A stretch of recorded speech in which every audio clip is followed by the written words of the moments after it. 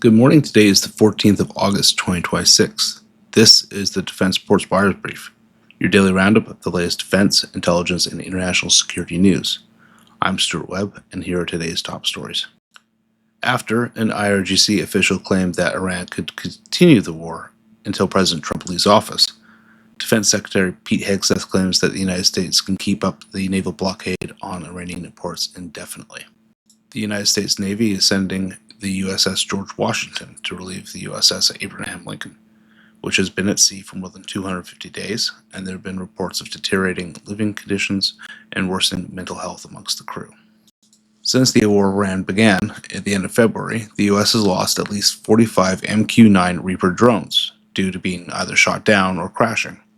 Each of these drones cost between $30 million and $50 million, so it would be $1.35 billion or $2.25 billion in total. Oil residue from a struck bulk carrier has reached Iran's Qasem Island and its protected mangrove forests. An oil slick from a sanctioned Russian Shadow Fleet tanker grounded off Oman has expanded more than 2,000 square kilometers and impacted 40 kilometers of Oman's coastline. This is the first major environmental incident since the war began. Iran claims that the cleanup near Qasem Island is nearly complete. In Afghanistan, the National Resistance Front claims that they killed the Taliban mayor of Faizabad in Badakhshan. He's the second senior official targeted in the area in the past 2 weeks. The National Resistance Front is a separate opposition force not connected to the forces of the distant Taliban commander Juma Khan Feta. The Taliban claim that opposition forces remain divided and seek different political goals. This may be the case, but the Taliban also deny that there's any fighting taking place in Badakhshan, claiming that it is calm and the group has no problems there.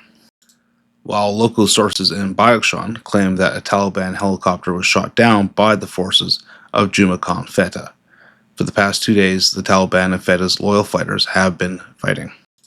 In Yemen, Houthi rebels attacked government forces and civilian areas on multiple fronts. Yemen's government forces repelled these attacks. Houthi media acknowledged the deaths of 84 fighters over roughly a week, including 28 field commanders.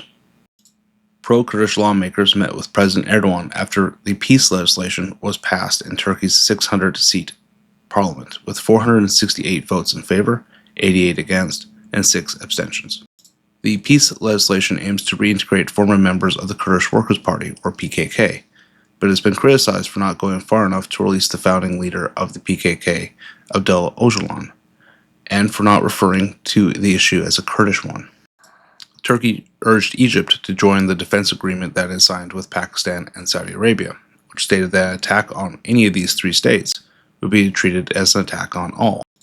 Erdogan hopes that if more countries sign the deal, it will stabilize the region from conflict.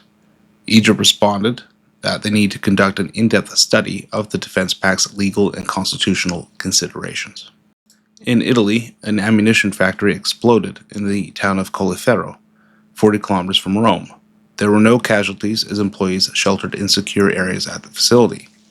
The plant is owned by European defense group KNDS and manufactures medium and large caliber ammunition and reportedly solid fuel for rockets.